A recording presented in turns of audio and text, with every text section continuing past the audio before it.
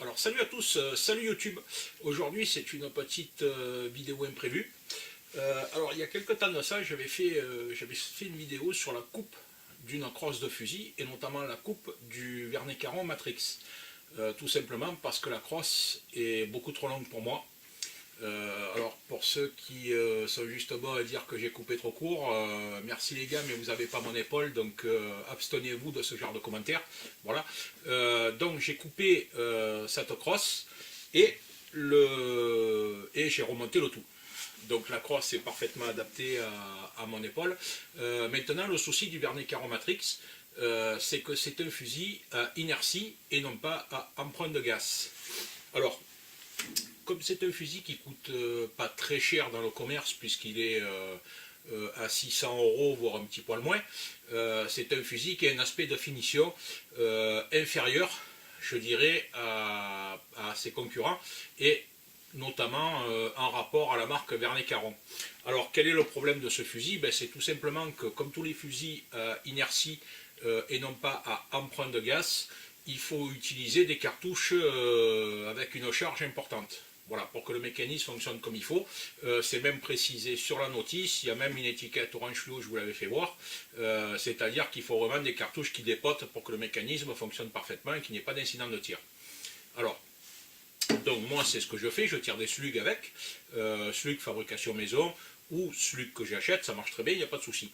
Le seul problème de ce fusil, c'est que franchement ça te déboîte l'épaule, quoi, c'est l'enfer. Alors d'origine, ils mettent la crosse et puis en bout de crosse ils mettent un petit truc en caoutchouc là, des centimètres d'épaisseur. C'est totalement infernal. Au bout de 20-30 cartouches, j'ai l'épaule, j'en peux plus, quoi. Voilà, bon, c'est comme ça. Donc ce que j'ai entrepris de faire, c'est de mettre un amortisseur au bout de cette crosse. Voilà. Alors cet amortisseur, bien évidemment le souci c'est que la crosse a une longueur approximative, je crois, de 33 cm environ. Et cet amortisseur, lui, il a aussi son épaisseur. Donc, si je rajoutais l'amortisseur à la crosse d'origine, la crosse serait, une fois de plus, beaucoup trop longue. Et à ce moment-là, ça ne conviendrait toujours pas à mon épaule. Donc, alors, dans la mesure où une crosse de fusil a une forme, c'est-à-dire d'un côté, c'est à peu près plat, et puis de l'autre c'est coupé en biseau, il est évident que quand vous la raccourcissez, à un moment donné, la forme ne correspond plus à ce qui est vendu sur un amortisseur. Alors il est évident que les amortisseurs, ils sont standards, et ils sont vendus pour être mis au bout de la crosse, c'est-à-dire que vous levez la plaque d'origine et vous mettez l'amortisseur à la place. Donc là vous enlevez une plaque d'origine qui fait un peu moins d'1 centimètre pour ajouter une plaque amortisseur qui fait 2 cm. Donc en fait vous rallongez la crosse. Alors, dans ce que j'avais coupé moi, la crosse était trop courte pour mettre l'amortisseur, c'est-à-dire l'amortisseur n'épousait pas bien la forme de la crosse. Il a donc fallu que je reconstruise cette crosse. Donc comment je l'ai reconstruit? C'est pas compliqué. J'ai conservé le morceau que j'avais coupé, qui faisait dans les 4 cm à peu près. Et j'ai décidé de le remonter sur la crosse, proprement bien évidemment, de le remonter sur la crosse pour pouvoir mettre le sabot amortisseur. Voilà. Alors, qu'est-ce que j'ai fait? Ici, ce morceau, donc que j'ai remis en place, on va me dire comment il a fait le mec pour remettre un morceau en place sur du bois, quoi, il est fort celui-là. Mais non, ça se fait, bien sûr, ça se fait, il n'y a pas de souci.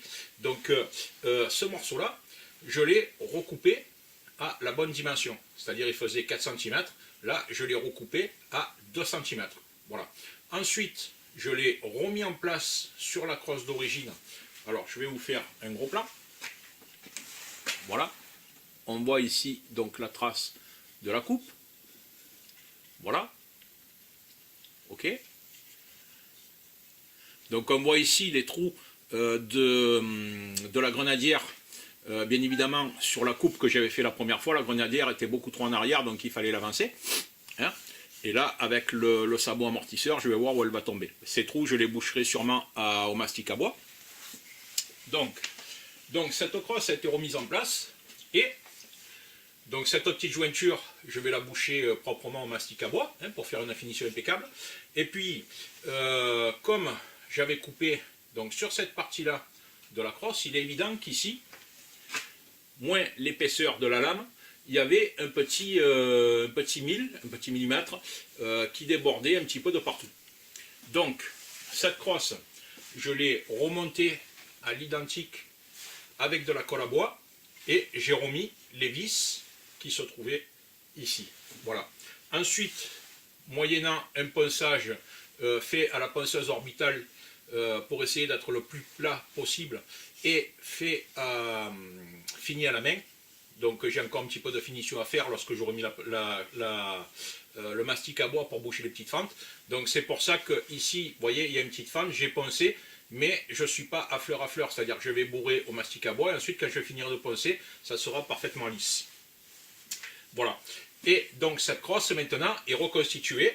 Et si on met le sabot en place, hop là, je vais essayer de la faire vraiment. Alors c'est du caoutchouc sur du bois, franchement ça ne glisse pas extra bien. Voilà. Donc là voilà, maintenant le sabot amortisseur est en place. Ok. Et si on mesure donc la longueur de cette crosse, ben désormais on est à 32,7. Voilà. Bon, en tenant compte qu'on a l'amortissement du sabot, donc 32,7. Hein, et qu'on bénéficie, donc tout en ayant une crosse qui maintenant est à la bonne longueur pour mon épaule, je bénéficie également de cet amortisseur qui va être beaucoup plus agréable durant le tir. Donc vous avez vu peut-être sur certaines vidéos des gens qui se mettent ici lorsqu'ils font des essais ou qui tirent au ball trap de manière très intensive, ils se mettent une espèce de protection ici, donc une épaisseur qui doit être molletonnée ou meltassée, bon, un peu matelassée, peu importe le système, pour protéger l'épaule, parce qu'à un moment donné, moi du ball trap j'en ai fait à une époque, et puis mon épaule, quand je sortais du ball trap, elle était plus blanche, elle était bleu-violet. Voilà, bon, ceux qui en ont fait le savent, donc il faut se protéger un petit peu. Voilà. Et ce que j'avais dit lors du déballage du vernis Caro Matrix, que je reprochais un petit peu, c'était la couleur qui était employée pour ce fusil. Alors la couleur qui était employée, ça fait un petit peu vieillot. Moi j'aurais préféré un vernis un petit peu plus clair. Et c'était pas bien terrible, je trouvais pas ça super terrible. Alors ce qui s'est passé, c'est que bien évidemment, lorsque j'ai remis le morceau en place et que j'ai commencé à poncer ici, je me suis aperçu que finalement, cette espèce de... Alors, ceux qui s'y connaissent mieux que moi dans le bois pourront me donner peut-être des indications. Déjà me dire dans quelle matière sont faites les crosses. Je pense que c'est peut-être du buis, peut-être, je ne sais pas. Le bois, je n'y comprends rien, donc je ne donne pas d'explication. Et me dire également comment ils ont peint ou verni ces crosses. Parce que franchement, au moindre coup de papier de verre, cette espèce de vernis s'en va. Alors quand j'ai commencé à poncer, ce n'est pas un vernis, pardon, quand j'ai commencé à poncer ici, ça part tellement facilement que finalement j'ai fait toute la crosse, et puis en ayant fait toute la crosse, ben maintenant je vais pouvoir la revernir à mon goût. Voilà, donc j'ai démonté également la partie avant du fusil, la poignée avant, pour la poncer également et que tout soit uni. Donc vous allez voir ce que ça donne à la caméra. Voilà, hop.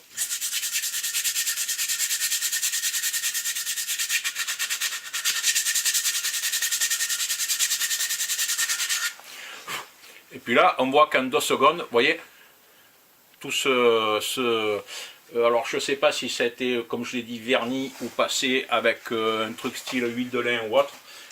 Donc ce que je vais faire, je vais retirer toute cette partie-là pour arriver au même résultat que la crosse.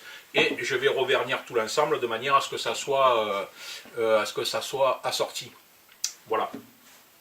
Donc voilà les amis. Alors, donc pour continuer cette vidéo, ici j'ai fini donc de poncer la crosse et la longuesse. Ok. Donc la crosse et la longuesse, alors c'est un bois, je ne sais pas ce que c'est comme bois, je vous l'ai déjà dit. Voilà. Et qui n'est pas blanc, il a une couleur légèrement marron, beige, c'est assez joli. Une fois le ponçage terminé, j'ai ici des traces qui sont ressorties. Donc je ne sais pas si le caméscope va arriver à les voir. On dirait que oui, voilà. Hop, j'en ai là et j'en ai là. Donc je sais pas à quoi sont dues ces traces. Donc je vais redonner un petit coup de ponçage. La longuesse qui a l'air d'être dans le même bois, vous voyez, elle n'a pas le même aspect visuel. Elle est légèrement un petit peu plus foncée. Alors c'est peut-être la même essence de bois, mais sur un arbre différent, j'en sais rien. Voilà, je ne suis pas trop spécialiste à ce niveau-là, hein, je vous l'ai déjà dit. Donc voilà. Et ici, donc j'ai appliqué de la pâte à bois que maintenant je vais poncer pour boucher donc la fissure de jonction de la pièce que j'ai recollée. Voilà. Alors, cette crosse, pour essayer de lui donner un aspect un petit peu plus moderne, on va dire, entre guillemets, je vais pas faire. Alors j'ai regardé un petit peu sur internet ce que j'ai trouvé. J'ai trouvé beaucoup de gens qui font des poncés huilés.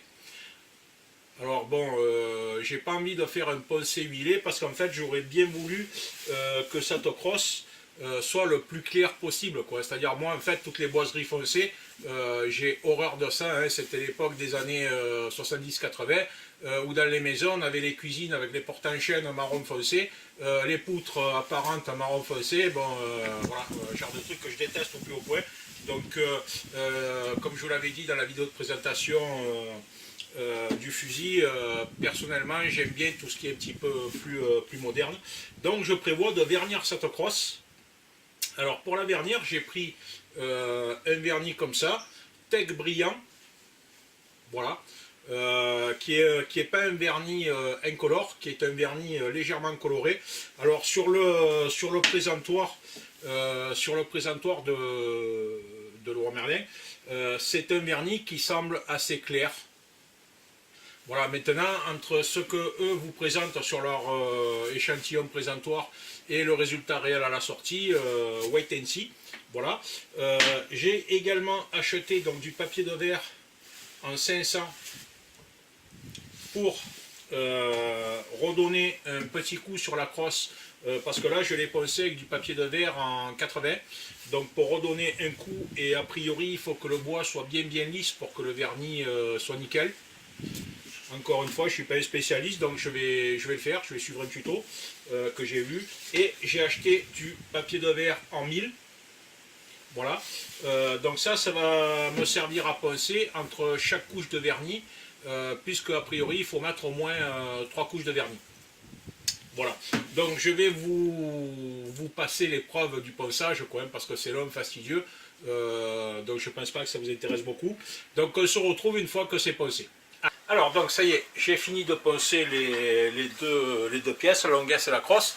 Donc voilà, le ponçage est terminé. Donc là j'ai poncé au papier de verre en 500. C'est très lisse. Bon résultat.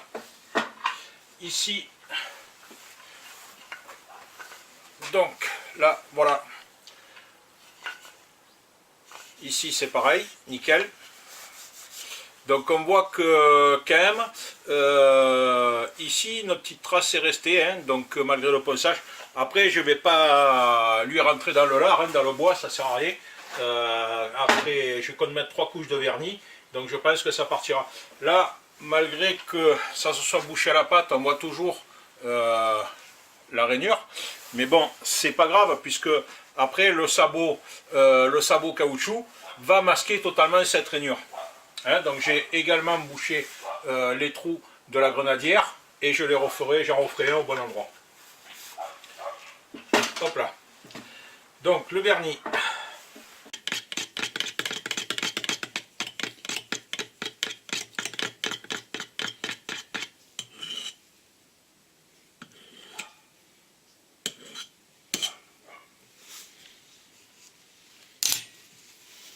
Allez, on va commencer par la longuesse.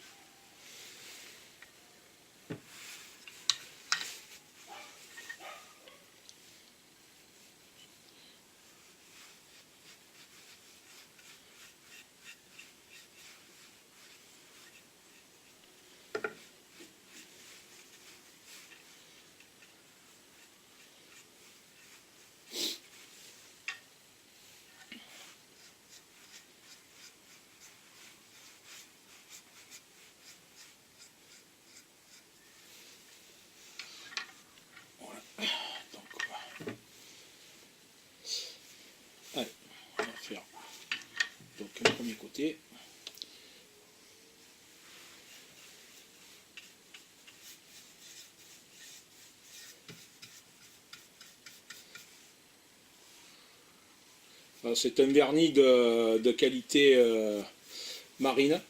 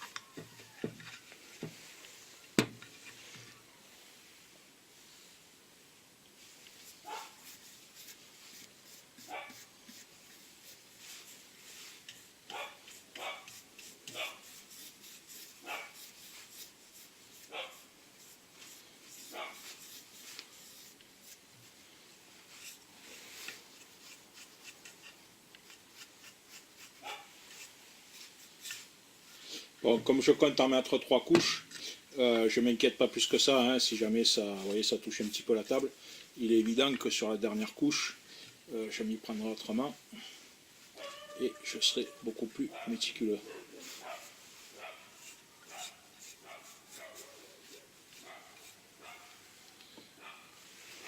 Donc voilà.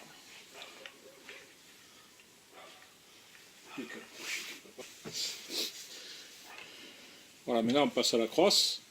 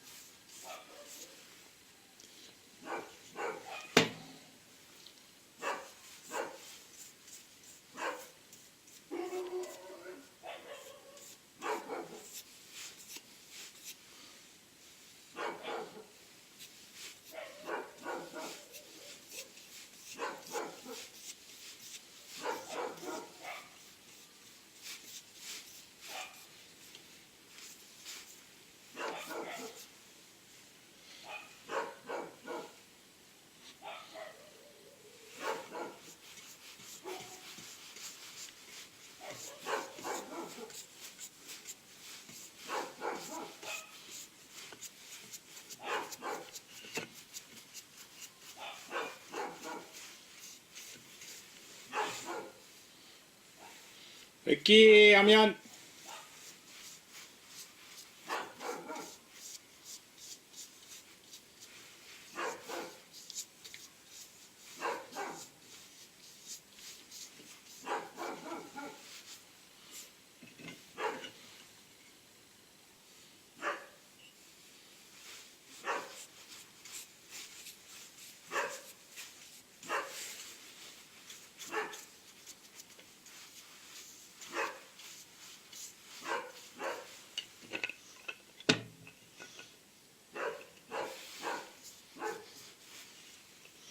Ça donne un aspect assez mat, mais pas trop, mais comme c'est pas encore sec, bon, c'est que la première couche. Hein. À chaque fois, je vais la poncer au papier de verre en mille.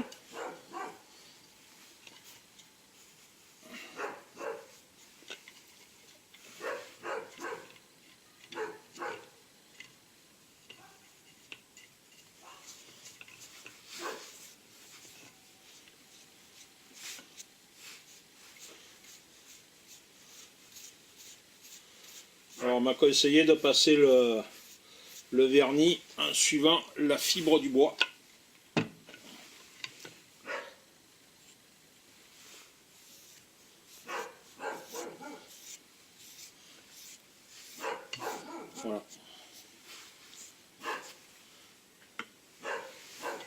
Hop là. Voilà pour la crosse. Allez, on va la mettre à sécher. Alors, j'ai déjà passé la deuxième couche de vernis. Et là, j'ai quelques, je ne sais pas si on le voit à la caméra, j'ai un petit peu de granulométrie, là, de grain, un petit peu de grain là, qui ressort. Bon, c'est un petit peu de poussière qui s'est déposée. Donc c'est sûr que vernir une crosse comme ça à l'air libre, c'est assez difficile. Il faudrait une pièce protégée de la même manière qu'un peint de voiture. Je vais donc la passer au papier de verre en mille et lui faire une petite passe tranquille. Hop.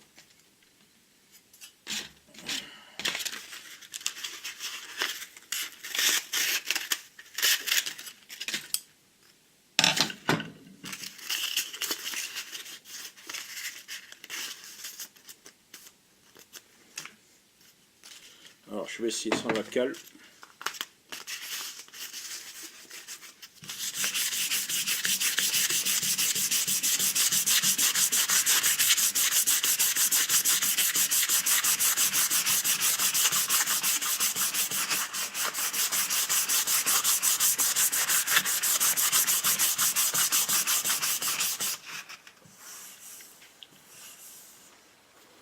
Tout de suite, dès qu'on passe au papier de verre, ça devient nettement plus lisse. Hein.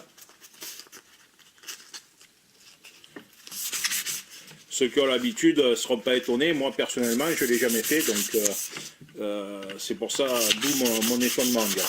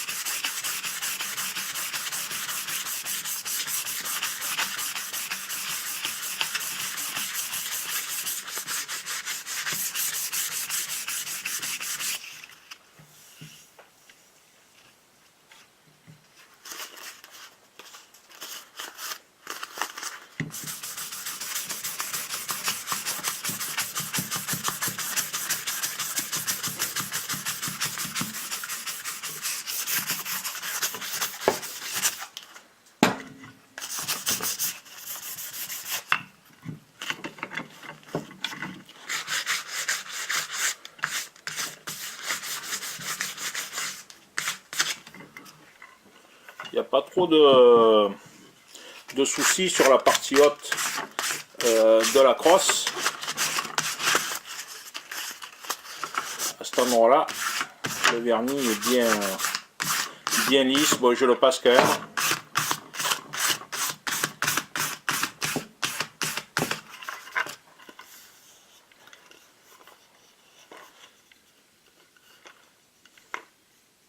Donc là, voilà. Là, on est bien, la crosse est bien lisse. Donc voilà ce que ça donne une fois poncée. Donc je pense que je vais mettre peut-être deux couches de vernis. Tiens, ici j'ai une petite goutte là qui est ressortie.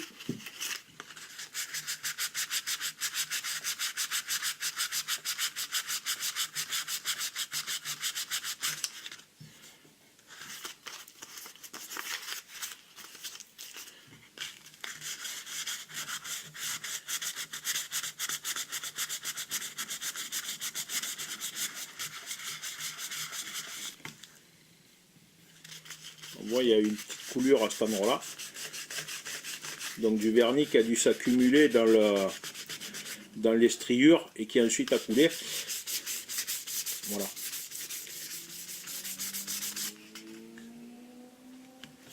Voilà. Donc une fois que la crosse sera bien essuyée, celle-là on la met de côté.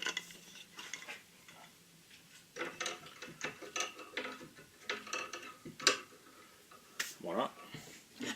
Maintenant on fait pareil sur la longuesse.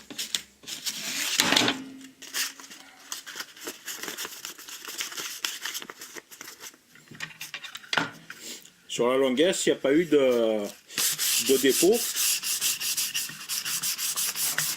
Mais bon, je vais la passer quand même. Histoire que le vernis soit uni. sur la crosse et sur la longueur.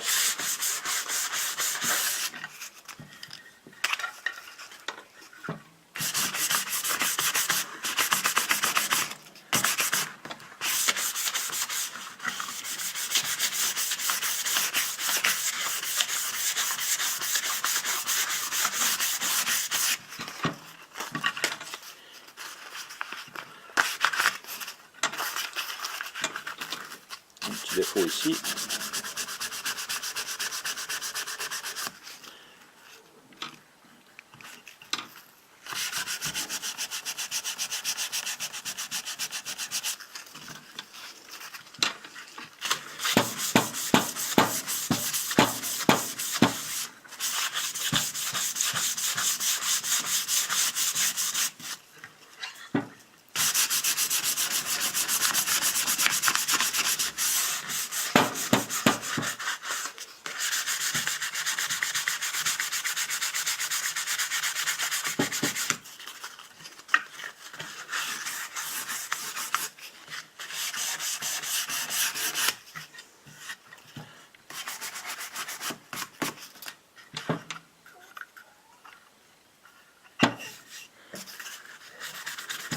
C'est assez fastidieux, hein, bien évidemment. Hein.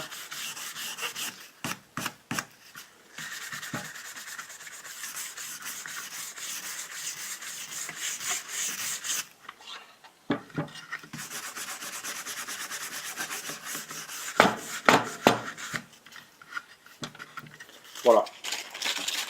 Donc là, ça semble bien.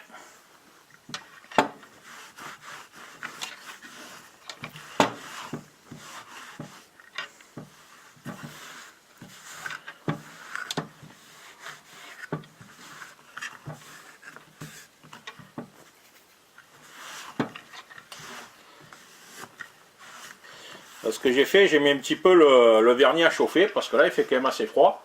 Donc à chauffer, je l'ai mis sur un convecteur, hein, pour qu'il vienne un petit peu à température ambiante, parce qu'hier j'ai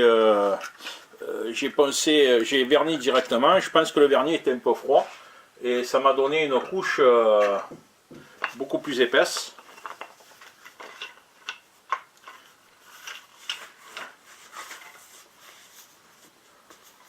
C'est peut-être de là que viennent tous ces petits grains là, qui sont apparus.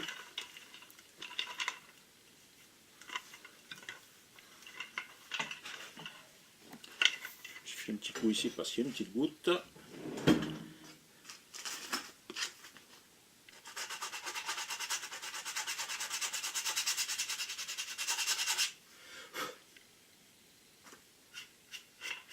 Voilà.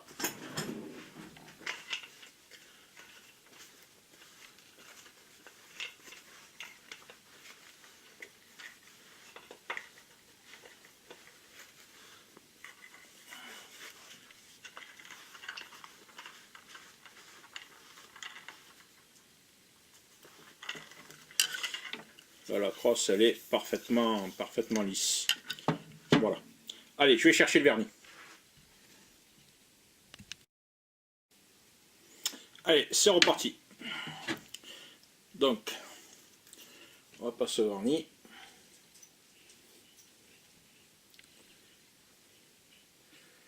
Et je vais appliquer une couche très fine.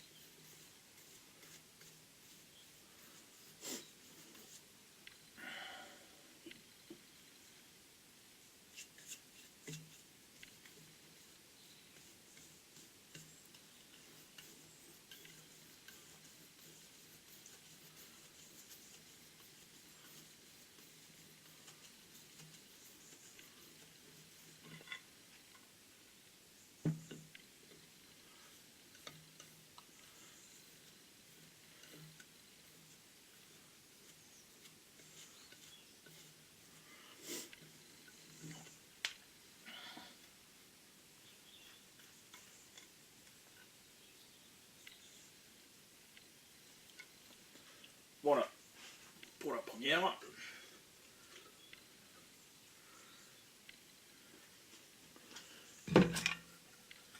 Maintenant on passe à la longuesse.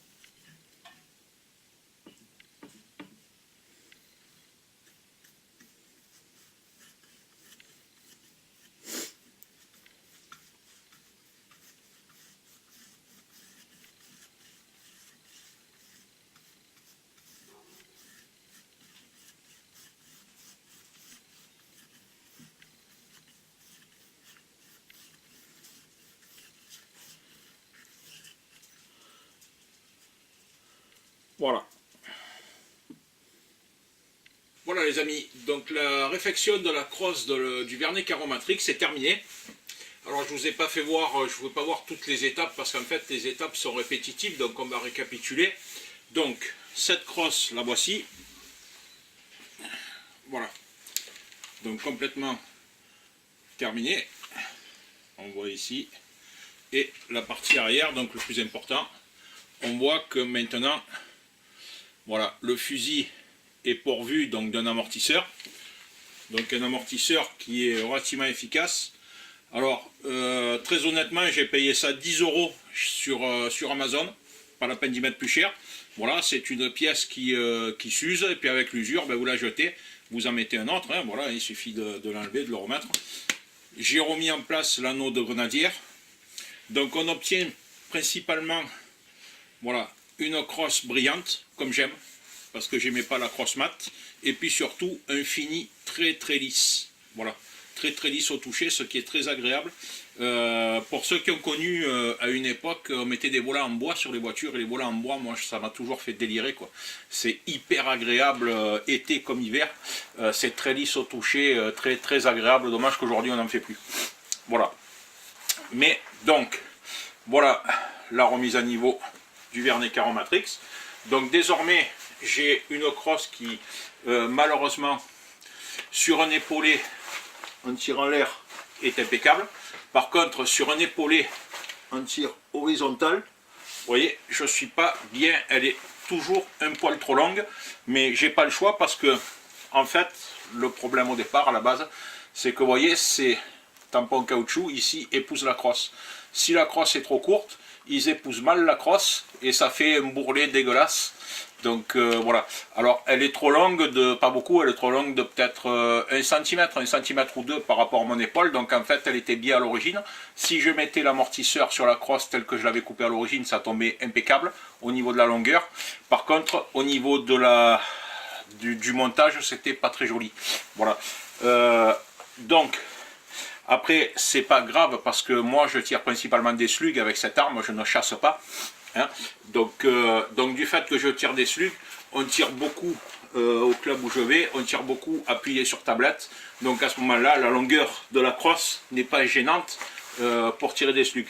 Voilà, c'est un petit peu comme si on tirait, au 308 quoi. Voilà. Alors je vais pas dire qu'on est assis, mais bon, c'est pas loin. Voilà.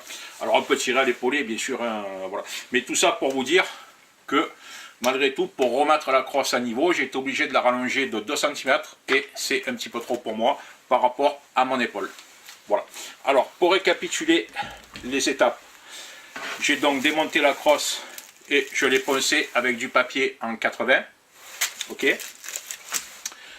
Une fois que je l'ai poncée avec du papier en 80 que j'ai entièrement retiré la couche de vernis ou de produits qui se trouvaient dessus. Je ne sais pas exactement, les menuisiers le sauront mieux que moi, mais ça a été relativement facile à retirer. Hein. Je l'ai donc poncé avec du papier de verre en 500 pour obtenir un fini très très lisse. Et ensuite, j'ai appliqué une première couche de vernis. Alors j'ai pas appliqué d'huile de lin ou autre, excusez-moi il fait très froid, j'ai pas appliqué d'huile de lin ou autre, j'ai appliqué directement du vernis. Donc moi j'ai acheté un vernis, vernis condition extrême, hein, donc recommandé pour les milieux marins et montagneux, voilà. Alors bon, vous en avez sur d'autres marques, hein, bien sûr, hein, je ne fais pas de publicité pour Luxen, hein, c'est la marque qu'on trouve facilement chez Leroy Merlin, voilà. Mais bon, je ne fais pas de pub pour eux, mais le produit est bon. Et la couleur, c'est Tech Brillant. Alors, j'aurais peut-être pu prendre du vernis le même mais incolore. J'ai un petit peu hésité parce que ce bois, il était déjà brun au départ.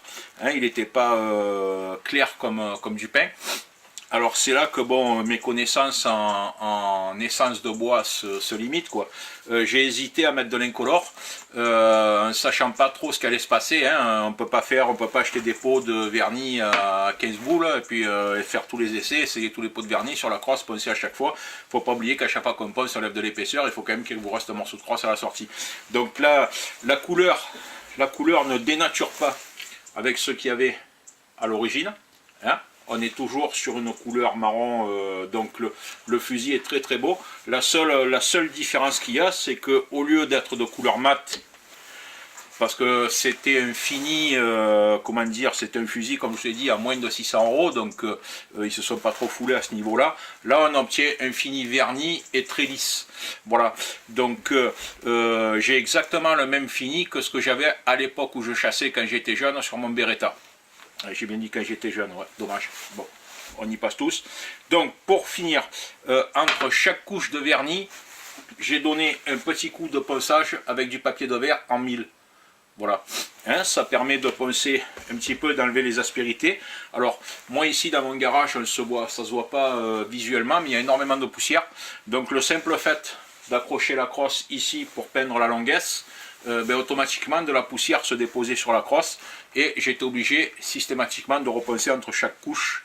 Donc ce que j'ai fait sur la quatrième, puisque moi j'ai mis 4 couches, donc sur la quatrième et dernière couche, j'ai vite passé le vernis et je suis parti en courant mettre la crosse à sécher sur